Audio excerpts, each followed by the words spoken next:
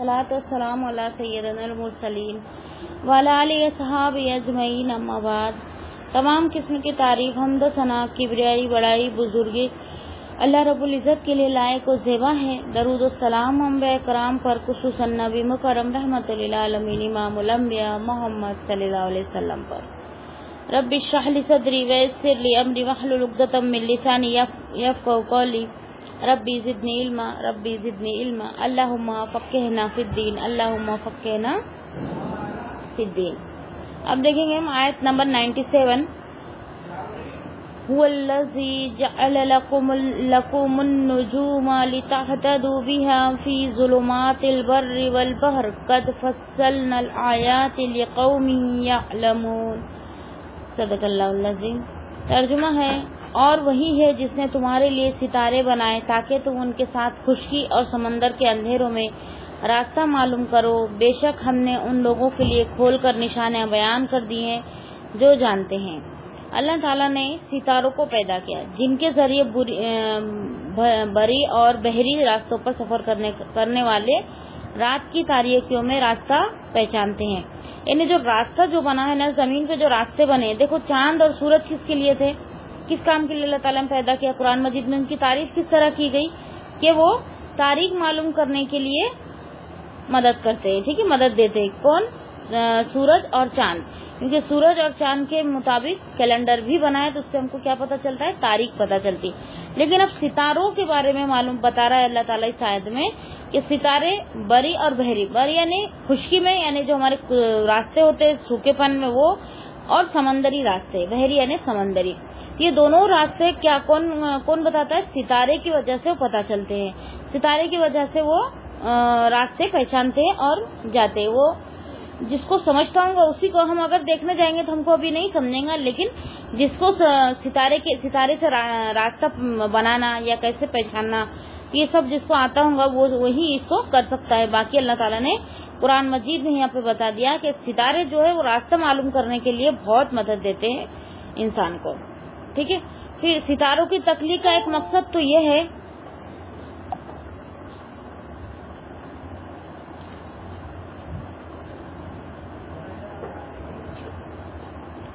सितारों की तख्लीक का एक मकसद तो ये है कि जो यहाँ बयान हुआ है, क्या बयान हुआ है? रास्ता मालूम करने के लिए। और उनके दो मकसद और है, इसके अलावा भी और दो मकसद है जो दूसरे मकाम पर बयान किए गए हैं, यानी आसमान की जीनत और शैतान की मरम्मत। आसमान की जीनत तो मैंने बताई आप लोगों को कि जो आसमानी दुनिया है जो हमको यहाँ से दिखता है उसके ऊपर वो सितारे, सूरज, चांद अल्लाह ताला ने लगा दिया और वो भी हमारी ही खिदमत कर रहे हैं। सितारे रास्ता बता रहे हैं तो चांद तारीख बता रहे हैं तो सूरज भी तारीख बता रहा है और रोशनी भी दे रहा है। लेकिन ये शैतानों की मरम्मत से क्या मुराद है? शैतानों की मरम्मत से मुराद है कि शैतान जो है पहले आसमान तक उड़ने की कुव्वत रखते हैं और वो पहले आसमान तक उड़ते हैं और फरिश्तों की बातें एक कोने में छुपकर बैठकर फरिश्तों की बातें सुनते हैं। तो वो जब फरिश्तों को पता चलता है तो फरिश्ते क्या करते हैं, उन पर आग का शोला फेंकते हैं। तो हमको दिखता है ना, तारा टूटता हुआ दिखता है। देखो ज्यादातर टीवी वगैरह में बताता है तारा टूटता हुआ दिखता है, और वहाँ के जो हीरोज और जो फिल्मों में जो एक्टर्स रहते हैं वो क्या करते हैं, उससे दुआ मांगते हैं। वही टूटे हुए तारे से दुआ मांगेंगे तो कबूल होंगे, है ना। इस तरीके के उनके अकीदे थे। लेकिन ये एक फैशन है, बाकी इसका कोई मकसद नहीं है। शैतान को भगाने के लिए वो शोला फेंका जाता है, बस इसका यही वजाहत है, इसके अलावा कुछ भी नहीं है। इन तीनों बातें के अलावा इन सितारों के बारे में अगर कोई शख्स कोई और अकीदा रखता है तो वो गलती पर है और अल्लाह पर झूठ बांधता है। देखो यहाँ पे क्या फरमा दिया गया है। नंबर एक तो जीनत है, दूसरा वो रास्ता बता रहा है, रास्ता मालूम करने के लिए एक बहुत बड़ी मदद होती है उससे, और तीसरा क्या है, शैतान को भगाने के लिए भी सितारों का इस्तेमाल किया जाता है कि सितारा को फेंककर आग फेंककर, आग का शोला फेंककर उसको मारा जाता है तो हमको ऐसा लगता है सितारा टूट कर गिर रहा है, ठीक है। तो ये तीन के अलावा अगर इंसान ने कोई चौथा अकीदा अगर कर लिया तो समझ लेना उसने अल्लाह पर झूठ बांधा और अपना गलत अकीदा उसने बना लिया। जैसा कि मैंने अभी दुआ मांगने के बारे में बोली है ना, और भी इन्हें बहुत सारे इन्हें फैशन के तौर पे बहुत सी शिर्क बिद्दत, फैशन में भी शिर्क बिद्दत है। देखो अभी मेरे को ध्यान आ रहा, एक तो ये सितारा टूटता हुआ देखते और दुआ मांगते, ठीक है, और दूसरा ایک منٹ میں ذرا دروازہ لگا کر آتی ہیں.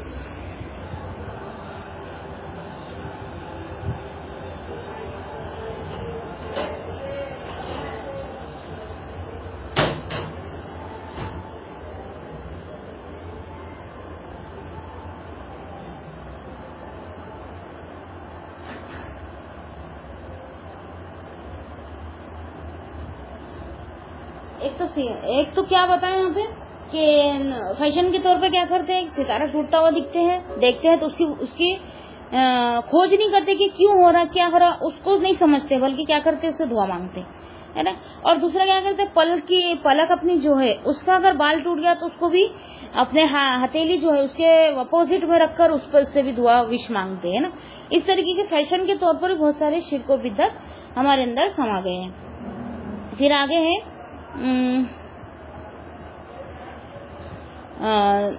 ابھی حدیث آ رہی ہے، قتادہ بن دما رحمت اللہ بیان کرتے ہیں کہ ستاروں کو اللہ تعالیٰ نے 3 مقاصد کے لیے پیدا کیا.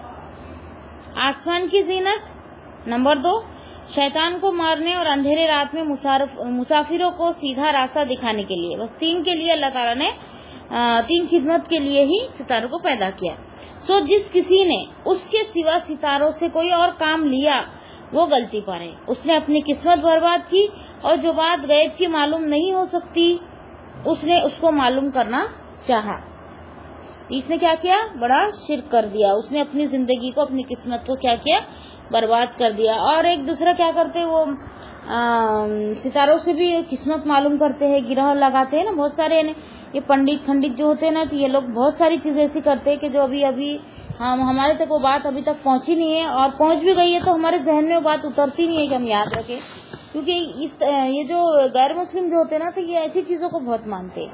ستارے، سورج، ان لوگوں کو کیا کرتے ہیں، پوچھتے ہیں ان سے، اپنے کنڈلی بناتے ہیں. اس کے بعد جب رشتہ ہوتا ہے تو پھر کنڈلی جوڑ کر رشتہ کرتے ہیں، اور بھی بہت ساری چیزیں اس میں ہوتی ہے. پھر دوسری حدیث ہے سیدنا عبداللہ بن عباس رضی اللہ تعالیٰ عنہ بیان کرتے ہیں کہ رسول اللہ صلی اللہ علیہ وسلم نے فرمایا، جس نے علم نجوم سیکھا اس نے جادو کا ایک حصہ سیکھا. علم نجوم یعنی ستاروں کا علم، ستاروں کو علم حاصل کر کے بھی جادو کرتے تھے. تو وہ اگر اس نے سیکھا تو سمجھ لینا اس نے جادو کا ایک حصہ سیکھ لیا. اور جادو کرنا کیا ہے، حرام ہے. یعنی جادو کرنے سے کیا ہوتا ہے، ہمارا ایمان ختم ہو جاتا ہے اور ہم کفر کر بیٹھتے ہیں. ٹھیک ہے. دوسری حدیث ہے سیدنا زید بن خالد رضی اللہ تعالی عنہ بیان کرتے ہیں کہ ہمیں رسول اللہ صلی اللہ علیہ وسلم نے حدیبیہ کے مقام پر صبح کی نماز پڑھائی، رات کو بارش ہوئی تھی. آپ نے نماز کے بعد ارشاد فرمایا، تم جانتے ہو کہ اللہ تعالیٰ نے کیا فرمایا ہے؟ صحابہ نے عرض کیا، اللہ اور اس کے رسول بہتر جانتے ہیں. دیکھو صحابہ اتنے متقی تھے اور اتنے فرما بردار تھے اور اتنا علم جانتے تھے کہ ان کے سامنے قرآن نازل ہوا تو بھی کوئی بھی بات میں وہ کیا بولتے تھے، اللہ اور اللہ کے رسول زیادہ جانتے ہیں. تو ہم کیا کریں گے؟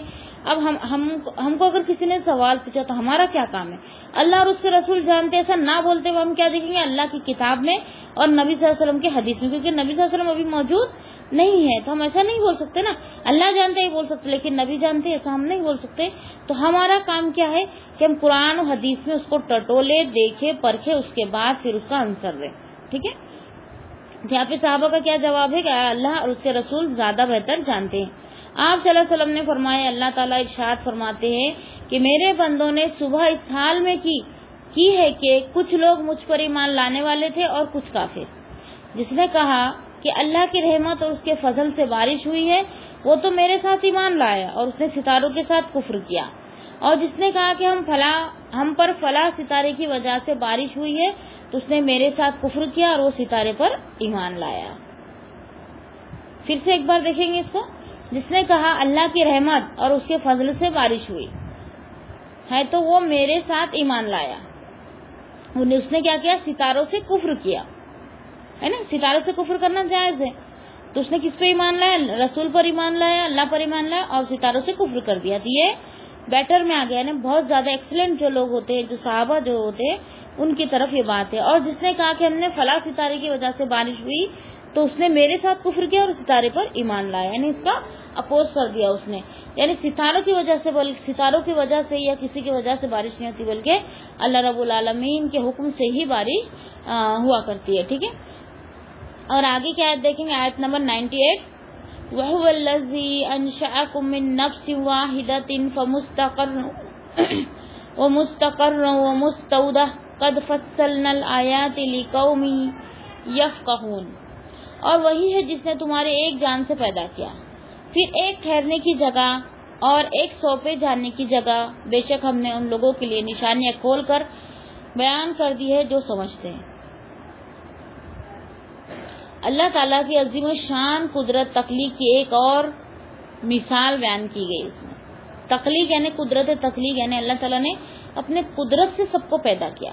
وہ قدرت کی تخلیق جو قدرتی جو پیدا ہوئے, قدرت اللہ کی قدرت سے جو پیدا ہوئے, اس کی مثال اللہ تعالیٰ نے اس آیت میں اور ایک بیان کی تاکہ اس کے کمال قدرت کا اثبات ہو جائے. اثبات یعنی دلیل مل جائے, ثبوت مل جائے. ٹھیک ہے, باری تعالیٰ نے انسان کو صرف آدم علیہ السلام سے پیدا کیا ہے اور وہ اسی طرح کے باپ کی پیٹ میں نطفے کو پیدا کیا اور پھر اسے ماں کے رحم میں پہنچایا, جہاں وہ تخلیق نمو کے مختلف مراحل میں گزرتا ہے اور پھر انسان بن کر پیدا ہوتا ہے. دیکھو, انسان کو پیدا کرنے کی ایک ہی چیز ہے اور کوئی طریقے سے ہم انسان نہیں بنا سکتے, نہ ہی پیدا کر سکتے, کہ ماں کے رحم میں نطفے کو پہنچانا ہے. پھر ماں کے رحم میں اللہ تعالیٰ نے ایسا سسٹم رکھا ہے کہ وہاں پر ہی انسان بنتا ہے, چاہے مرد ہو چاہے عورت ہو, وہی انسان بنتا ہے. پھر وہ دنیا میں آتا ہے, جو بھی طریقہ ہو, ابھی نارمل ہو, آپریشن ہو, جو بھی طریقے سے پھر وہ دنیا میں آتا ہے. وہ ایک ہی سسٹم اللہ تعالیٰ نے لگائے اور کہیں سے بھی ہم انسان نہیں لا سکتے, نہ انسان بنا سکتے. جو اللہ تعالیٰ نے قدرت سے جو سسٹم بنا دیا تو بنا دیا. صرف آدم علیہ السلام کو اللہ تعالیٰ نے بنایا, ان کی ریڑھ کی چھوٹی ہڈی, ریڑھ کی جو سب سے چھوٹی ہڈی اور ٹیڑھی ہڈی جو تھی, اس سے ماں ہوا کو پیدا کیا. پھر ماں ہوا اور آدم علیہ السلام سے روزانہ جڑوا بچے پیدا ہوتے تھے, ایک بیٹا اور ایک بیٹی. پھر کراس میں شادی ہوتی تھی, آج کا بیٹی کل کا بیٹا, ایسا کر کے شادیاں ہوتی تھی. پھر ان سے کیا ہوتا تھا, پہلے کی شریعت میں یہ سب جائز تھا کیونکہ انسانیت کم تھی, یعنی انسان جو تھے وہ کم تھے. پھر بعد میں جب انسانیت بڑھتی چلی گئی تو پھر یہ شریعت ہٹا لی گئی. پھر کیا ہوا, اب ہم شادی کر سکتے ہیں کیا بھائی بہن سے؟ کیا ہم ماما چاچا سے بھی شادی نہیں کر سکتے نا, ماما چاچا سے بھی شادی کرنا کیا ہے, حرام ہے. تو ہم کو بھتیجے سے بھی نہیں کر سکتے, بھانجے سے بھی نہیں کر سکتے, اور ماما چاچا یعنی جو محرم ہے اس سے ہم شادی نکاح نہیں کر سکتے. یعنی نکاح کی لسٹ ایک ہم کو الگ سے بتا دی گئی کہ یہ تمہارے محرم ہے. محرم کے سامنے کیسا آنا وہ بھی ہم کو سمجھا دیا گیا, اور باہر کے لوگوں کے سامنے کیسا جانا وہ بھی ہم کو سمجھا دیا گیا قرآن مجید کے ذریعے سے. تو یہاں پہ کیا فرمایا جا رہا ہے کہ اللہ تعالیٰ نے اپنی قدرت ایک کمال ہے, یعنی ایک چیز, ایک جو انسان کو پیدا کرنے کی جو اللہ تعالیٰ نے مشین رکھی ہے وہ کون ہے, وہ عورت ہے. عورت کے اندر ہی ایسا سسٹم ہے, تم مرد کے اندر ڈالو یا اور کہیں کے اندر ڈالو, کچھ نہیں, وہ کہیں سے کچھ نہیں ہوگا. کتنے بھی مشینری, کتنے بھی بڑے بڑے تم سائنس ابھی بہت ترقی کر لی, کتنے بھی بڑے بڑے مشینریاں بنا لو, کتنے کروڑوں سے, لاکھوں سے یا کروڑوں سے, اربوں خربوں سے بھی پیسہ اگر تم خرچ کر لو تو بھی تم انسان کو نہیں بنا سکتے. جو اللہ کی قدرت نے آدم علیہ السلام سے جو سلسلہ شروع کیا ہے وہ آج تک وہی جاری ہے. بچہ اگر بنے گا تو ماں کے پیٹ میں, اور بھی بہت ساری سائنس نے ترقی کر لی, بیبی ٹیوب کے نام سے بھی ہم جانتے ہیں, ایک نکل گیا ہے, جو بھی ہے وہ اللہ عالم. تو وہ بھی کیا جاتا ہے, وہ بھی ماں کے رحم میں ہی ڈالا جاتا ہے, جب بھی کہیں جا کے وہ بچہ بنتا ہے, باقی اور کہیں سے بچہ انسان نہیں بنتا. جب اللہ تعالیٰ نے ایک اور نشانی پر سے پردہ اٹھایا ہے, اور ہم کو اور ایک نشانی اللہ تعالیٰ کی کمال نشانی, یعنی یہ ایسا کمال ہے کہ کوئی بھی نہیں کر سکتا ہے, کوئی بھی نہیں سوائے اللہ کے. کسی کو اولاد ہونا, سارے دنیا کی مال تم کسی کو دے دو یا کہیں سے دے کر لا لو پورے, یعنی احد پہاڑ کے برابر بھی اگر ہیرے موتی یا سونا ہم کسی کو دے دے, لیکن ہم کو اولاد نہیں ملیں گی. اولاد کہاں ملیں گی, جب اللہ تعالیٰ کا حکم ہوگا, اور جو قدرت ہے اللہ تعالیٰ کی, جہاں سے آنا ہے اس کو وہیں سے ہی وہ آئے گا, اور کوئی جگہ ہے ہی نہیں. ٹھیک ہے, پھر آگے ہے هو الذی انشأکم من نفس واحدہ, یعنی آدم علیہ السلام جیسا کہ ارشاد فرمایا سورہ نساء آیت نمبر ہے 1, یا ایھا الناس اتقوا ربکم الذی خلقکم من نفس واحدۃ وخلق منها زوجها وبث منهما رجالا کثیرا ونساء.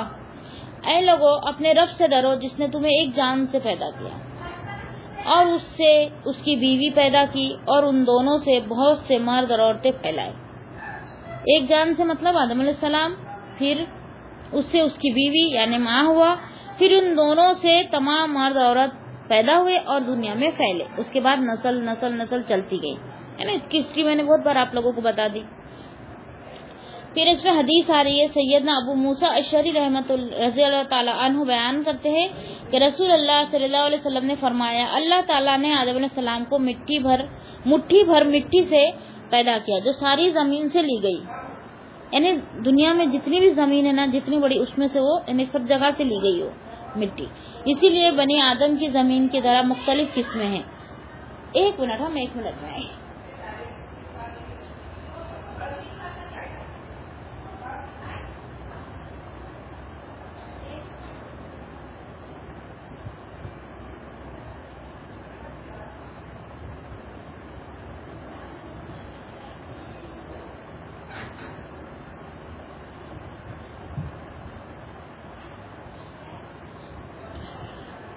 یہاں پہ ایک حدیث آ رہی ہے. سیدنا ابو موسیٰ اشعری رضی اللہ تعالیٰ عنہ بیان کرتے ہیں کہ رسول اللہ صلی اللہ علیہ وسلم نے فرمایا اللہ تعالیٰ نے آدم علیہ السلام کو مٹھی بھر مٹی سے پیدا کیا جو ساری زمین سے لی گئی تھی, یعنی تمام جگہ سے لی گئی تھی تھوڑی تھوڑی کر کے. اسی لیے بنی آدم کی زمین کی طرح مختلف قسمیں ہیں رنگت کے اعتبار سے. سب کے کلر ایک جیسے نہیں ہوتے نا. کوئی بہت زیادہ کالا ہوتا تو کوئی بہت زیادہ گورا ہوتا, کوئی سانولا ہوتا تو کوئی تھوڑا گورا ہوتا ہے نا, اور کوئی تھوڑا سانولا ہوتا ہے. الگ الگ رنگ ہے. جیسا کہ افریقن کیا ہے ایک دم بہت زیادہ کالے, اور یوروپین بہت زیادہ گورے ہے نا. اور ایک ریڈش بھی آتا ہے شاید بنگال میں ہے, اور ہمارے ہم براؤن کلر کے. یہ انڈین جو ہے یہ براؤن کلر میں جاتے ہیں. ابھی حدیث میں دیکھیں گے ہم کہ کہاں کیا ہے, حدیث میں کیا بیان ہوا ہے. تو میں نے اپنی نالج سے بتائی. رنگت کے اعتبار سے جو آدم علیہ السلام بنی آدم یعنی آدم علیہ السلام کی جو اولاد ہے رنگت کے اعتبار سے الگ الگ ہے. اس کی بہت ساری قسمیں ہیں. کوئی سرخ مائل ہے, سرخ یعنی کوئی لال ہے, کوئی گورا اور کوئی کالا ہے. اور اسی طرح طبیعت کے اعتبار سے کوئی خوش مزاج, کوئی اکڑ مزاج, اور کوئی برا اور کوئی اچھا. یعنی اکڑ میں یعنی مزاج میں بھی تبدیلی ہے اور رنگت میں بھی تبدیلی ہے. کیوں ہے؟ کیونکہ اللہ تعالیٰ نے آدم علیہ السلام کو زمین میں سے جو مٹی لی تھی وہ مٹی کیسی تھی؟ سب جگہ سے لی گئی تھی نا. اس لیے الگ الگ جگہ سے جو انسان ہے سب الگ الگ رنگت والے ہیں, الگ الگ مزاج والے, الگ الگ دماغ والے اور الگ الگ بولی والے. ٹھیک ہے, یہ ایک اللہ تعالیٰ کی اس میں نشانی بھی ہے کہ اللہ تعالیٰ نے ایک ہی ماں باپ سے اتنے رنگت والے, اتنے مزاج والے الگ الگ لوگوں کو اللہ تعالیٰ نے دنیا میں پیدا کیا ہے نا. پھر سیدنا ابو ہریرہ رضی اللہ تعالیٰ عنہ بیان کرتے ہیں کہ رسول اللہ صلی اللہ علیہ وسلم نے فرمایا آدم علیہ السلام کو پیدا کرنے کے بعد اللہ تعالیٰ نے ان کی پشت سے ان روحوں کو نکالا جو قیامت تک پیدا ہونے والی ہے, اور وہ روح آدم علیہ السلام کو دکھا کر فرمایا کہ تمہاری وہ اولاد ہے جو سلسلے بسلسلے قیامت تک پیدا ہوں گی. کیا کیا اللہ تعالیٰ نے؟ آدم علیہ السلام کو بنایا اور آدم علیہ السلام کی پشت یعنی پیٹھ کی طرف, پچھواڑا ہے نا. جو نطفہ جو ہوتا ہے وہ بھی ریڑھ کی ہڈی, یعنی ہماری جو پیٹھ میں جو بیچ کی ہڈی ہوتی ہے نا, ریڑھ کی ہڈی بولتے ہیں اس کو, تو وہاں سے ہی وہ نطفہ آتا ہے. تو وہیں سے اللہ تعالیٰ نے تمام روحوں کو نکالا. تمام روحوں کو نکالنے کے بعد سب کو آدم علیہ السلام کو دکھا کر کیا بتایا اللہ تعالیٰ نے کہ یہ جو انسان ہے, یہ جو روح ہے انسان کی, اور قیامت تک ایک کے بعد ایک کر کے قیامت تک پیدا ہونے والی ہے. اس سے یہ بھی بات پتہ چلی کہ اللہ تعالیٰ نے آدم علیہ السلام کو تمام چیزوں کا نام بتایا. شروع میں ہم دیکھ چکے ہیں. تو تمام چیزوں کے نام بتانے کا مطلب یہ ہے کہ دنیا میں آگے یعنی قیامت تک جتنی بھی چیزیں پیدا ہونے والی ہے, چاہے جانور, انسان, مشینری, جتنی بھی چیزیں ہونے والی تھی, وہ اللہ تعالیٰ نے سب کی سب آدم علیہ السلام کو بتائی اور سب کے نام بھی بتا دیے تھے. اور آدم علیہ السلام نے فرشتوں کے سامنے اس کی گواہی بھی دی, اور فرشتے نہیں دے پائے کیونکہ فرشتوں کو علم نہیں تھا, اور آدم علیہ السلام کو اللہ تعالیٰ نے علم دیا تھا. تو اس سے کیا پتہ چلا؟ تو اللہ تعالیٰ کیا کرتا ہے, انسان کو جب دنیا میں بھیجنا ہوتا ہے تو اس کو علم دیتا ہے نا, اس کو علم دیتا ہے. جب ہم دنیا میں آتے ہیں, جب ہم کو تھوڑی سمجھ آتی ہے, ہم کوئی نہ کوئی دین پر آ جاتے ہیں, اور ہماری سمجھ اگر صحیح رہی, اگر ہم تھوڑی محنت کریں تو صحیح دین پر بھی ہم پہنچ سکتے ہیں. ایسا نہیں کہ ہمارے ماں باپ کر رہے ہیں, ہمارے یہاں بہت دن سے چلا رہا ہے, ہم بھی ویسے ہی ان کی تخلیق کرتے جا رہے ہیں, ان کی پیروی کرتے جا رہے ہیں. تو ایسا نہیں, تھوڑی غور فکر کرے, اس میں ریسرچ کرے تو ہم کو صحیح دین کا الحمدللہ پتہ چل جاتا ہے, جیسا کہ ابراہیم علیہ السلام نے کیے تھے. انہوں نے اپنا دماغ چلائے تھے نا کہ یہ نہیں ہو سکتا, نہیں ستارہ نہیں ہو سکتا, یہ میرا رب نہیں ہو سکتا, چاند نہیں یہ بھی نہیں ہو سکتا, سورج بڑا ہے یہ ہو سکتا کہ نہیں یہ بھی نہیں ہو سکتا. تو انہوں نے بہت ہی غور و فکر اور بہت زیادہ اپنا دماغ چلا کر صحیح دین کو پہچانا, اور اللہ رب العالمین کو انہوں نے خود ڈھونڈا ہے نا, خود ڈھونڈا. ایک ان کو بہت بڑی فضیلت حاصل ہے کہ انہوں نے ایک امت کا کام اکیلے کر دکھایا, یعنی بالکل نڈر تھے, جو کرنا ہے کر لو, میں تو ایک اللہ رب العالمین پر بھی مان لاؤں گا, میں تمہارے بتوں کو نہیں پوجوں گا, ہے نا. کتنا انہیں ایمان کے تعلق سے بہت ان کا ایمان بہت زیادہ پکا تھا, اور سب سے زیادہ آزمائش بھی انہیں پر آئی. ٹھیک ہے, اس پر بھی وہ کھرے اترے, اس پر بھی انہوں نے اللہ کی ناشکری نہیں کی. میں تو اتنا عبادت گزار ہوں, میں تو اللہ تعالیٰ تیرے پہ اتنا ایمان رکھتا ہوں, تیرے ہر آزمائش میں پورا ہوں, ہر بات مانا ہوں, لیکن تیری ہر فرمان برداری میں سب سے آگے ہوں, پھر بھی تو مجھے ہی آزماتا ہے. ایسے الفاظ کہیں بھی نہیں ملتے, بلکہ جیسی ان کو حکم ہوتا تھا. دیکھو بیٹا 90 سال میں ان کو اولاد ہوئی, اس کے بعد جب 10-12 سال کے اسماعیل علیہ السلام ہوئے تو اللہ تعالیٰ نے ان کو ذبح کرنے کا حکم دے دیا. کیوں؟ کتنی بڑی آزمائش تھی نا. آج ہم کو 7-8 سال اولاد نہ ہو, پھر اولاد ہو تو ہم کتنی محبت کرتے, اس کو کتنا اس کا دھیان رکھتے, جتنا پیسہ لگے اس کو لگانے کو تیار ہو جاتے, لیکن اس کو اچھا رکھتے ہیں نا. لیکن ان کو 90 سال کے ہوئے تھے جب ان کو اولاد ہوئی تھی, انہیں سخت بڑھاپے کی حالت میں اولاد ہوئی تھی. پھر 10-12 سال میں اللہ تعالیٰ نے کیا حکم دے دیا کہ اس کو قربان کر دو. یعنی سپنے میں دکھا اللہ تعالیٰ نے, نبیوں کے سپنے جو ہوتے ہیں وہ سچے ہوتے ہیں. تو وہ اپنے بیٹے سے کہا, بیٹا بھی اتنا ہی فرمانبردار تھا, اور وہ لے کر ان کو قربانی کے لیے چلے. اللہ تعالیٰ نے ان کی قربانی ان کی نیت کے ذریعے سے قبول فرما لی, اور اسماعیل علیہ السلام کو اللہ تعالیٰ نے بچا لیا اور وہاں پہ دمبا رکھ دیا.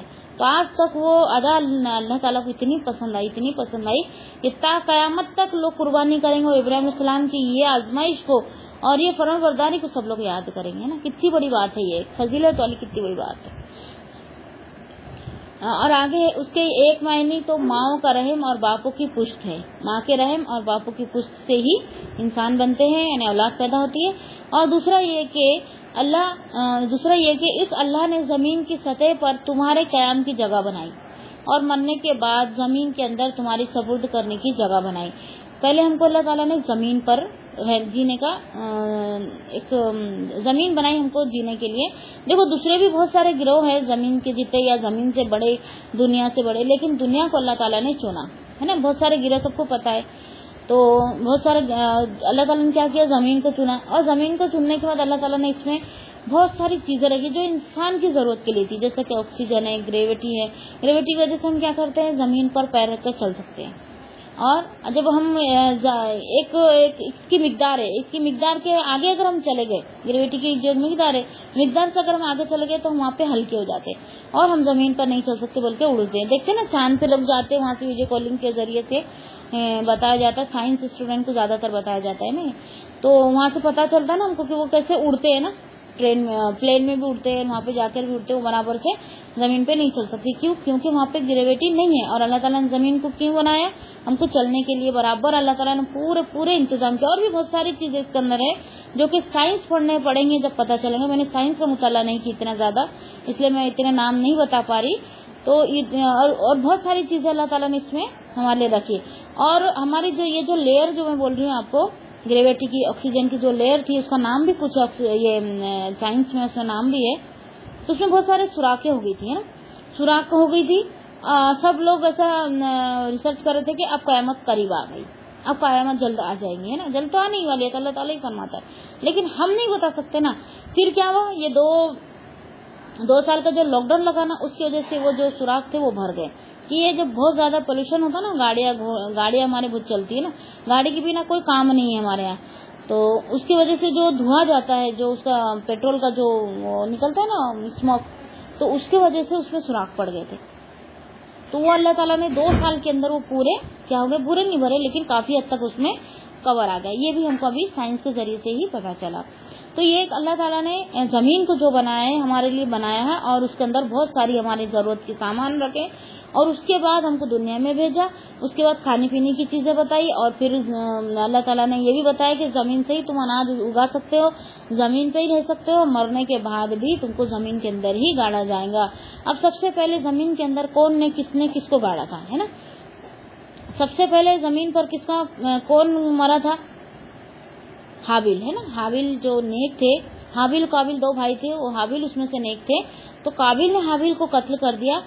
تو زمین پر سب سے پہلا قتل بھی تھا اور سب سے پہلی موت بھی تھی. اس کے پہلے کبھی کوئی کسی کو موت نہیں آئی تھی. تو پھر جب ان کو یہ بھی نہیں پتا, اگر اس سے پہلے اگر کسی کو موت آتی تو ان کو پتا چلتا نا کہ زمین کے اندر گاڑا جاتا. ابھی ہمارے گھر میں بھی کسی کی موت نہیں ہے, لیکن ہم کو پتا ہوتا نا کہ مرنے کے بعد گاڑتے ہیں, کیونکہ دوسروں کی موت ہم نے دیکھے. تو ویسا ہی پہلے کسی کی موت نہیں ہوئی تھی, اس لیے قابیل کو نہیں پتا تھا کہ وہ لاش اپنے بھائی کی لاش کو کہاں چھپائے, بھائی کی میت کو کہاں چھپائے. پھر اللہ تعالیٰ ایک کوے کے ذریعے سے ان کو بتاتا ہے. کوا آتا ہے, اس کے کوے کا بھی ایک بھائی رہتا ہے کوا, تو وہ مر جاتا ہے, تو وہ اس کے پیر سے زمین کو کھودتا ہے اور اس کے اندر وہ کوے کو ڈال دیتا ہے اور اس کو بند کر دیتا ہے. تو یہاں پہ قابیل کو عقل آتی ہے کہ دیکھو ہائے میری افسوس کہ مجھے کوے کی جتنی بھی عقل نہیں ہے. کوے کو عقل اللہ تعالیٰ نے دی, میرے کو تو اتنی بھی عقل نہیں دی نا. اللہ تعالیٰ چاہے تو دینا. پھر ان کو سمجھ آئی, پھر انہوں نے اپنے بھائی کے لاش کو کیا کیا, اپنے بھائی کی میت کو پھر زمین میں گاڑا. تو وہ پہلا تھا. تو اللہ تعالیٰ نے یہ دیکھو, اللہ تعالیٰ کوئی بھی کسی کی بھی چیز سے ہم کو سکھا سکتا ہے, یہاں بشرطے کہ ہمارے اندر عقل ہونا چاہیے. جیسا کہ اللہ تعالیٰ نے اپنے کعبے کی حفاظت کس سے کی, کہ بڑے بڑے جانور بھی تھے اللہ تعالیٰ کے پاس, ہے نا, بڑے بڑے خوفناک جانور بھی تھے, جن تھے, انسان تھے, سب تھے اللہ تعالیٰ.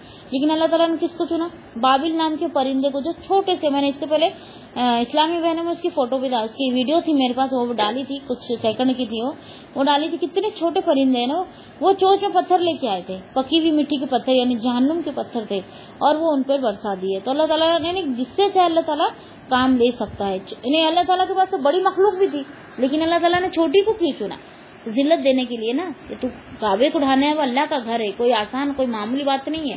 تو اللہ تعالیٰ نے اس کو ذلت بھی دی اور اس کو نست و نابود بھی کر دیا. ٹھیک ہے, تو یہاں پہ اللہ تعالیٰ یہ فرما رہا ہے کہ زمین میں اللہ تعالیٰ نے رہنے کا ٹھکانہ بھی دیا اور مرنے کے بعد اسی کے اندر ہم کو سمانا بھی ہے. ٹھیک ہے, زندگی میں ہر شخص کی قیام گاہ اور مرنے کے بعد ہر شخص کی قبر مقرر ہے. دنیا میں بھی گھر سب کا موجود ہے, چاہے جھوپڑا ہو, میڈیم گھر ہو, بلڈنگ ہو, فلیٹ ہو, جو بھی ہو, جیسا بھی ہو, سب کا گھر موجود ہے دنیا میں, اور مرنے کے بعد سب کی قبر بھی موجود ہے الحمدللہ. زندگی میں ہر شخص کی اور اب حدیث آ رہی ہے, سیدنا ابو ہریرہ رضی اللہ تعالیٰ عنہ بیان کرتے ہیں کہ رسول اللہ صلی اللہ علیہ وسلم نے فرمایا, ایک شخص سخت گنہگار تھا. جب اس کی موت کا وقت آیا اور وہ اپنی زندگی سے بالکل مایوس ہو گیا, تو اس نے اپنے بیٹے کو وصیت کی کہ جب میں مر جاؤں تو میرے اوپر بہت سی لکڑیاں جمع کرنا اور پھر آگ جلا دینا, یہاں تک کہ جب آگ میرے گوشت کو جلا ڈالے اور میری ہڈیوں تک پہنچ جائے تو ان ہڈیوں کو پیس ڈالنا, پھر راکھ کو آندھی والے دن, آندھی یعنی ہوا زیادہ چلتی ہے نا, وہ آندھی والے دن دریا میں بکھر دینا. اللہ کی قسم, اگر میرے رب نے مجھے پکڑ لیا تو وہ مجھے اتنا سخت عذاب دے گا جو اس نے پہلے کسی کو بھی نہ دیا ہوگا. جب وہ فوت ہو گیا تو بیٹوں نے حسب وصیت اسے جلا دیا. اللہ عز و جل نے زمین کو حکم دیا اس کے جو ذرات اس میں ہیں انہیں جمع کر دے. زمین نے حکم کی تعمیل کی, پھر اللہ تعالیٰ نے ان سب کو جمع کر دیا اور وہ انسانی شکل میں کھڑا ہو گیا. تو اللہ تعالیٰ نے اس سے دریافت کیا, بتا تو نے ایسا کیوں کیا؟ اس نے عرض کی, اے اللہ تیرے ڈر سے. اس پر اللہ تعالیٰ نے اسے بخش دیا. دیکھو ڈر بھی, یعنی اللہ کا ڈر رکھنا, تو نہیں ایسا کرنا. اب یہ حدیث ہمارے سامنے ہے, اس کا مطلب یہ نہیں کہ ہم بھی ہمارے مرنے کے بعد ایسی وصیت کریں, لیکن اس میں یہ مقصد نہیں ہے سمجھانے کا مقصد یہ ہے کہ ہم کو دنیا میں رہنا ہے تو اللہ کا ڈر رکھنا. ایسا نہیں بول رہی میں کہ بالکل ہی ہم کچھ بھی نہ کریں, ایسا نہیں. اگر ہم کوئی کام کرنا ہے تو پہلے ہم کو خدا کا ڈر ہونا چاہیے. خدا کا ڈر رہے گا نا, اگر کوئی چیز ہماری مجبوری بھی رہیں گی, جو گناہ رہیں گی اور مجبوری رہیں گی, تو ہمارے سے کیا ہوں گی معلوم ہے, کم ہوں گی, زیادہ ہم نہیں کر سکیں گے, ہمارے دل میں جھنجھوڑ پیدا ہوں گی, ہم کو خدا کا ڈر لگیں گے, ہم کو ایک بار اللہ کے پاس جا کے جواب دینا ہے. تو یہ مقصد ہے اس میں. ایسا نہیں ہے کہ ہم بھی مرنے کے بعد ایسی وصیت کر لیں اور ہم کو بھی اللہ تعالیٰ بخش دے, یہ مقصد اسے بالکل بھی نہیں ہے. وہ سمجھ رہا تھا کہ میں ایسا کر لوں گا, راگ بن جاؤں گا, پھر راگ بن کے پھر میرے بچے اڑا دیں گے تنکا, تو میرے کو پھر اٹھانا مشکل ہو جائے گا, ایسا سمجھ رہا تھا. لیکن اللہ کو یہاں پہ کوئی مشکل نہیں ہے. اگر ایک ایک ذرہ بھی ہمارے پوری دنیا میں پھیل جائے, اور بھی کہیں اور بھی دوسرے گروہ میں چل جائے, یا آسمان میں چل جائے, اور کہیں بھی چل جائے, تو بھی ہم کو اللہ تعالیٰ جمع کر لیں گا. کیونکہ اللہ تعالیٰ کو صرف کن کہنے کا دیری ہے. اللہ تعالیٰ کن کہہ دے, دنیا اور آسمانی دنیا اور اس کے بیچ میں, اس کے اندر جہاں بھی جو بھی چیز ہے, وہ اللہ کے حکم کی تعمیل ضرور کرتی ہے. ٹھیک ہے, انسان کو چھوڑ کر. پھر آگے ہے آیت نمبر 99. وَهُوَ الَّذِي أَنزَلَ مِنَ السَّمَاءِ مَاءً فَأَخْرَجْنَا بِهِ نَبَاتَ كُلِّ شَيْءٍ فَأَخْرَجْنَا مِنْهُ حَزِيرًا نُخْرِجُ مِنْهُ حَبًّا مُتَرَاكِبًا وَمِن نَخْلٍ مِنْ طَلْعِهَا قِنْوَانٌ دَانِيَةٌ وَجَنَّاتٍ مِنْ أَعْنَابٍ وَالزَّيْتُونَ وَالرُّمَّانَ مُتَشَابِهًا وَغَيْرَ مُتَشَابِهٍ انظروا إلى ثمره إذا أثمر وينعه إن في ذلكم لآيات لقوم يؤمنون. صدق اللہ علیہ. اور وہی ہے جس نے آسمانوں سے پانی اتارا تو ہم نے اس کے ساتھ ہر چیز کی انگوری نکالی, پھر ہم نے اس سے سبز کھیتی نکالی جس میں سے ہم تہ بتہ چڑھے ہوئے دانے نکالتے ہیں, اور کھجور کے درختوں سے ان کے گھابے میں سے جھکے ہوئے کھوشے ہیں, اور انگور اور زیتون اور انار کے باغات ملتے جلتے اور نہ ملنے جلنے والے اس کے پھل کی طرح. دیکھو جب وہ پھل لائے اور ان کے پکنے کی طرف, بے شک اس میں ان لوگوں کے لیے یقیناً بہت سی نشانیاں ہیں جو ایمان لاتے ہیں. دیکھو اللہ تعالیٰ یہاں پہ کیا بتا رہا ہے کہ تم ایسی چیزوں پر غور کرو کہ تم کو اللہ تعالیٰ کی نشانی اور اللہ تعالیٰ کی قدرت نظر آئیں گی.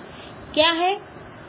کھیتی باڑی کی طرف, جیسا کہ پھل اگتے ہیں یا پھر اللہ تعالیٰ کھیتی اگاتا ہے, یہ سب چیزوں کی طرح اگر ہم دیکھیں. اور دوسرا پھلوں کو چیر کر دیکھو سنترا دیکھو, اس کی چیری لو اور اس کے اوپر کا پردہ نکالو, اندر چھوٹے چھوٹے دانے ہوتے ہیں, اس کے اندر رس بھرا ہوتا ہے نا, اور پورے تہبے تہ برابر وہ جمے ہوتے ہیں. انار کے دانے دیکھو کتنے بہترین طریقے سے ایک بار نکال لو بولا پھر ہم جمع بولا نہیں جمتا ہم سے, لیکن قدرت سے جو جمع ہے وہ کتنا بہترین دکھتا ہے, برابر ایک تو ایک جڑے ہوئے پردے کے اندر برابر وہ محفوظ رہتے ہیں.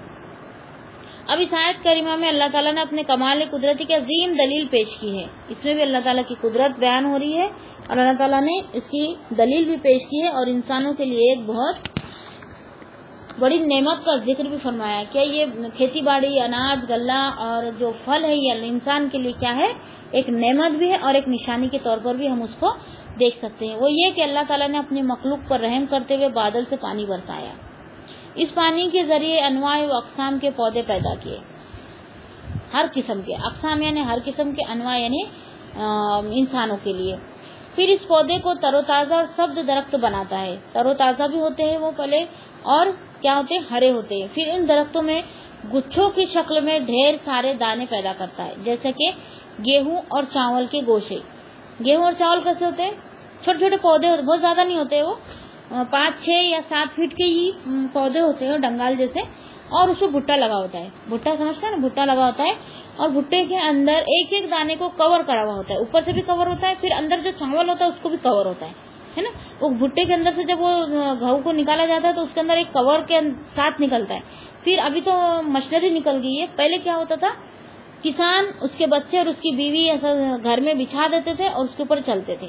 یا پھر ایک دوسرا طریقہ یہ بھی تھا کہ جانور کو اس کے اوپر چلاتے تھے, ایک کھٹا باندھ دیتے تھے, ایک لکڑی باندھ دیتے تھے, اور اس کے آس پاس گول دائرے میں اناج رکھ دیتے تھے, اور بیل کو باندھ دیتے تھے, 2-3 بیل کو باندھ دیتے تھے, اور بیل جو چلتے تھے اس کے اوپر سے, وہ چلنے کی وجہ سے وہ جو غلاف ہوتے تھے وہ ہٹ جاتے تھے, اور گھؤں کا دانہ ہو, چاول کا دانہ وہ اس کے اندر سے نکل جاتا تھا. پھر وہ کیا کرتے تھے, اس کو ٹوکروں میں اٹھاتے تھے, ایک بڑا سا ایسا 2 لکڑی کے جیسا سے بناتے تھے, اور اسے چھت بناتے تھے اونچائی پر بناتے تھے, اور اس کے اوپر کھڑے رہ کے ٹوکرے میں لے کے اس کو کیا کرتے تھے, اوپر سے نیچے بچھا کر رکھتے تھے, کوئی کپڑا اوپر سے نیچے ڈالتے تھے, تو بھوسا جو ہے ہوا کے ذریعے سے الگ اڑتا تھا, اور جو چاول جو گھؤں ہوتے تھے وہ سیدھے ڈھیر نیچے جہاں بچھا ہوا ہوتا تھا وہاں پر گرتے تھے. یہ پہلے ہاتھوں کا طریقہ تھا, لیکن ابھی تو الحمدللہ اتنی مشقت تبھی آج کل کوئی نہیں کرا, جس کے پاس بہت زیادہ غریب کسان ہوں گا شاید وہی کرتا ہوں آج کل, لیکن ابھی تو الحمدللہ بہت ساری مشینری نکل گئی, تو مشینری کے ذریعے سے ہی وہ غلاف جو دانے میں سے نکل جاتے ہیں اور دانا جیسے کہ ویسا رہتا ہے. تو یہ اللہ تعالیٰ یہاں پہ نشانی بتا رہا ہے کہ اللہ تعالیٰ نے اس کو کیسا پیدا کیا, ذرا اس کو غور و فکر تو کرو, کتنا مشکل کام ہے اس کو پیدا کرنا. پھر ان درختوں میں سے کیا ہے, گچھے شکل میں ڈھیر سارے دانے پیدا کرتا ہے, جیسے گیہوں اور چاول کے گوشے, اور کھجور کے درخت میں گچھے پیدا کرتا ہے. کھجور کے درخت میں کیا ہوتا ہے, گچھا کے گچھا ہوتا ہے. کھجور کا درخت ہم کو اتنا دیکھنے میں نہیں آتا, لیکن کیلے کا درخت ہم نے دیکھے, کیلے کا تو سب پھنا رہتا ہے نا, اور اس کے اندر کتنے سارے کیلے ہوتے ہیں, ایک کے بعد ایسے جمے ہوئے ہیں نا. تو ویسے ہی ہر درخت پر گچھے ہوتے ہیں. اور سنترے, آم, وہ کیا ہوتے ہیں, الگ الگ اکیلے لٹکے ہوئے ہوتے ہیں, لیکن یہ جو کیلا اور یہ جو ہوتے نا کھجور, یہ کیا ہوتے ہیں, گچھے کی شکل میں ہوتے ہیں. جو بدرجہ گوشے کی شکل اختیار کر لیتے ہیں۔ اسی طرح اللہ تعالیٰ نے پانی کے ذریعے انگوروں کے باغ بچا دیتا ہے اور زیتون اور انگور پیدا کرتا ہے۔ انگور کے باغ بھی ہے، زیتون اور انگور پیدا کرتا ہے۔ کس کے ذریعے سے؟ یعنی پانی، یہ جب چیزیں جو پیدا ہوتی ہے یہ پانی کے ذریعے سے ہی ہوتی ہے۔ دیکھو جھاڑ کو اگر پانی نہیں ملا تو وہ سوکھ جاتا ہے، خراب ہو جاتا ہے، اور انسان کو بھی اگر پانی نہ ملے تو وہ بھی کیا ہوتا ہے؟ مر جاتا ہے۔ بنا پانی کے انسان زندہ نہیں رہ پاتا۔ کھانے کے زندہ رہ سکتا ہے اور پانی کے نہیں رہ سکتا ہے، کیونکہ کھانے اور پانی کے دونوں کا اگر مقابلہ کرے تو کھانا بھوکا زیادہ ٹائم تک بھوکا رہ سکتا ہے۔ ایک مثال دی ہے، سائنس کے حساب سے بتایا گیا کہ 30 دن بھوکا انسان زندہ رہ سکتا ہے، اور پانی سے شاید 3 دن ہے نا، پانی سے 3 دن کے سے زیادہ زندہ نہیں رہ سکتا پانی سے۔ یہ سائنس کے حساب سے اللہ عالم جس کی جب موت آئے، لیکن ایک بتایا گیا ہے کہ کھانا اور پانی انسان کی کتنی ضرورت کی چیز ہے، ویسے ہی ضرورت کی چیز جھاڑ پیڑ پودوں کو بھی ہے۔ پانی کے بنا نہ کوئی کام ہے، نہ کوئی انسان زندہ رہ سکتا ہے، کچھ بھی نہیں ہو سکتا ہے، ٹھیک ہے۔ پانی جو ہے بہت بڑی نعمت ہے۔ پانی نہیں آنے کی وجہ سے ہی قحط پڑتا ہے، جن میں سے بعض تو شکل و ہیبت اور رنگ و ذائقے میں ایک دوسرے کے مشابہ ہوتے ہیں۔ مشابہ یعنی ملتے جلتے، کیا ہوتے ہیں؟ ملتے جلتے ہوتے ہیں۔ تو کیسا، ایک منٹ ذرا، ذائقے میں نا مزے میں اور دکھنے میں بھی ایک جیسے ہوتے ہیں، اور کیا ہوتے ہیں؟ مزہ میں بھی ملتے جلتے ہوتے ہیں۔ تو ذرا ان میں سے ہر ایک کو دیکھو تو صحیح کہ جب پھل نکلتا ہے تو کیسا کمزور اور بیکار سا ہوتا ہے، پھر جب وہ پک جاتا ہے تو کیسا نفع بخش اور لذیذ ہوتا ہے۔ جب کچا ہوتا ہے، جیسا جام دیکھ لو، آم دیکھ لو، کچا ہوتا ہے کہ کتنا چھوٹا سا ہوتا ہے، کمزور ہوتا ہے نا، پہلے پھول آتا ہے کتنا نازک ہوتا ہے، پھول کے بعد پھر اس کے اندر کلی کھلتی ہے، پھر بعد میں کہیں جا کے وہ پھل بنتا ہے، تو کتنا نازک ہوتا ہے نا۔ اگر وہ ٹوٹ گیا ذرا سے، ہوا دھوم اگر چھوٹ گئی، زیادہ زور سے اگر ہوا آ گئی تو کیا ہوتا ہے؟ ٹوٹ کر نیچے گر جاتا ہے، اس سے کیا ہوتا ہے؟ نقصان ہوتا ہے۔ لیکن اگر وہ اسی میں رہ گیا تو بڑا ہو کر کیا ہوتا ہے؟ پکتا ہے، پکنے کے بعد وہ ایک دم بہت زیادہ مزیدار بھی بن جاتا ہے اور خوبصورت بھی ہوتا ہے اور اچھا بھی ہوتا ہے، اور اس سے کیا ہوتا ہے؟ نفع بھی ہوتا ہے۔ کھانے کے اندر کھائیں گے تو اس سے بھی نفع پہنچیں گے، باڈی کو بھی نفع پہنچے گا، اور بیچیں گے تو مال کا بھی نفع ہوگا، اس میں 2 نفع ہوں گے۔ یقیناً ان سب چیزوں میں نگاہ عبرت انسان کو دعوت دیتی ہے کہ وہ ان کو پیدا کرنے والے کی عظیم و شان، عظیم و قدرت پر ایمان لے آئے۔ کہ انسان اتنی ساری چیزیں دیکھنے کے بعد بھی اللہ پر ایمان نہیں لا رہا تو کتنا بے وقوف ہے۔ کیا اس کے پاس آنکھیں نہیں ہیں؟ کیا اس کے پاس نگاہ نہیں ہے کہ اتنی ساری چیزوں کو تو دیکھ، اس کو کون پیدا کرنے والا ہے؟ اللہ رب العالمین کے علاوہ اس کو کون پیدا کر سکتا ہے؟ پھر آگے ہے، اور اللہ تعالیٰ نے سورہ انبیاء آیت نمبر 30 میں فرمایا وَجَعَلْنَا مِنَ الْمَاءِ كُلَّ شَيْءٍ حَيٍّ، اور ہم نے پانی سے ہر زندہ چیز بنائی، پانی سے ہی ہر زندہ چیز بنائی۔ اور آگے ہے، اور ارشاد فرمایا سورہ نحل آیت نمبر 67 میں وَمِن ثَمَرَاتِ النَّخِيلِ وَالْأَعْنَابِ تَتَّخِذُونَ مِنْهُ سَكَرًا وَرِزْقًا حَسَنًا، اور کھجور اور انگور کے پھل سے بھی جس سے تم نشہ آور چیز اور اچھا رزق بناتے ہو۔ کھجور اور انگور کیا ہے؟ اگر اچھا بھی ہے اور برا بھی ہے۔ کھجور اور انگور اگر ایسے ہی کھا لو تو بھی اچھا ہے، وہ صحت کے لیے بھی اچھا ہے، یا اس کا شربت بنا کے پیے تو بھی اچھا ہے، لیکن لوگ اس کو سڑا کر کیا کرتے ہیں؟ اس کا شراب بناتے، نشہ آور چیز بناتے۔ زیادہ تر دیکھو کھجور اور انگور سے ہی بنتی ہے، اور بھی بہت ساری چیزوں سے آج کل بننے لگی ہے، لیکن زیادہ تر پہلے کے لوگ کیا کرتے تھے؟ کھجور انگور کو سڑا کر شراب بناتے تھے اور اس کو لٹکا دیتے تھے، اور پھر سورج نکلنے سے پہلے اس کو پیتے تھے، تو اس میں کیا ہوتا تھا؟ نشہ ہوتا تھا۔ تو آج بھی انہی چیزوں کا استعمال ہوتا ہے، اور بھی دوسری چیزوں کا بھی استعمال ہوتا ہے۔ اور اللہ تعالیٰ نے سورہ یاسین آیت نمبر 34 میں فرمایا وَجَعَلْنَا فِيهَا جَنَّاتٍ وَالنَّخِيلِ وَنَعَبٍ، اور ہم نے اس میں انگوروں اور کھجوروں کے کئی باغ بنائے۔ کس میں؟ یہاں جنت کی بات ہو رہی۔ جنت میں اللہ تعالیٰ نے کیا کیا؟ انگور اور کھجور کے بھی بہت سارے درخت بنائے، یعنی دنیا میں جو ہم پھل کھاتے ہیں نا وہی جنت میں ہمیں دیے جائیں گے، لیکن فرق یہ رہے گا کہ وہ ذائقے میں بہت زیادہ ٹیسٹی رہیں گے، اور اس کا سائز بھی وہاں بڑا رہے گا۔ جنت کا جو پھل رہے گا اس کا سائز بھی بڑا رہے گا اور ذائقہ بھی بہت زیادہ اچھا رہے گا یہاں کے دنیا کے مقابلے میں۔ سیدنا وائل بن حجر رضی اللہ تعالیٰ عنہ بیان کرتے ہیں کہ رسول اللہ صلی اللہ علیہ وسلم نے فرمایا انگور کو کرمن نہ کہا کرو بلکہ انابن اور حبلتن کہا کرو۔ اور سیدنا ابو ہریرہ بیان کرتے ہیں کہ رسول اللہ صلی اللہ علیہ وسلم نے فرمایا لوگ انگور کو کرم کہتے ہیں، کرم تو مومن کا دل ہے، करम तो मोमिन का दिल है, इसलिए इसको करम कहने से मना किया है। उन्जुर इला समरी असमरा वयन इरशाद फरमाया सूरे अनाम आयत नंबर 14 में, यानी 141 में 141, कुलू मिन समरही इजा असमरा वातु हक्कौ यौमा हिसादिही, उसके फल में से खाओ जब वो फल लाए और उसका हक उसकी कटाई के दिन अदा करो। इससे क्या पता चला, फल तो खाओ लेकिन उसका हक कटाई के दिन पूरा करो। मतलब खेती बाड़ी का जो ज़कात है उसका हम जो ज़कात निकालते हैं उससे बहुत ज्यादा अलग हिसाब है उसका। कैसा कि हमारा कैसा है कि एक हमारे पास जो भी माल है ना, तो उस पर 1 साल बीत जाए फिर उस पर ज़कात फर्ज होती है, लेकिन खेती बाड़ी का ऐसा नहीं। खेती बाड़ी अगर साल में 1 बार हम काटेंगे तो जब काटेंगे जब उसकी ज़कात हमको निकालना पड़ेगा। अगर बारिश के पानी से खेती बाड़ी बड़ी हुई होंगी, खेती बाड़ी फली फूली होंगी, उससे नफा हुआ होगा, तो हमको 10वां हिस्सा निकालना है। और अगर कुआं और बोरिंग के पानी से हमने इसको सैराब करके अगर उसमें से फल फूल निकले होंगे तो फिर उसका 20वां हिस्सा हमको निकालना होगा। देखो कुएं में पानी अल्लाह ताला ही देता है, लेकिन उसमें हमको माल खर्च करना पड़ता है ना, कुएं खुदवाना पड़ता है, मशीनरी लगाकर फिर सब जगह पानी डालना पड़ता है। लेकिन बारिश का पानी डायरेक्टली पौधों पे पड़ता है, तो इसलिए अल्लाह ताला ने